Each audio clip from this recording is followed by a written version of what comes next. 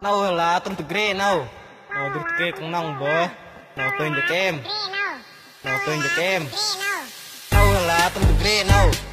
từ ghê cũng nong bờ nâu tên cho kem nâu tên cho kem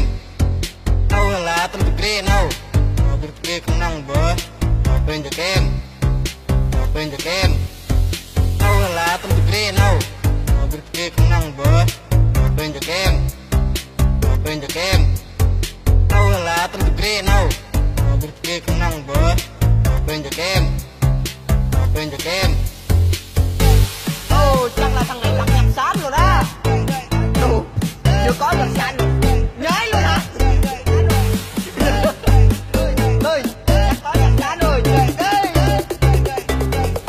Mới nhập ngay vậy đó.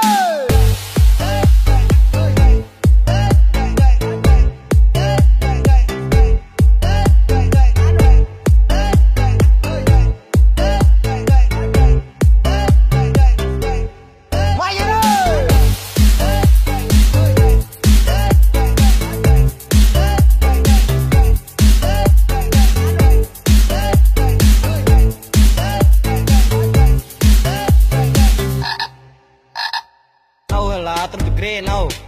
từ ghê không nong bờ bên cho kem bên cho kem nâu là tôm từ ghê nâu từ ghê không nong bờ bên cho kem bên cho kem nâu là tôm từ ghê nâu từ ghê không nong bờ bên cho kem bên cho kem nâu là tôm từ ghê nâu từ ghê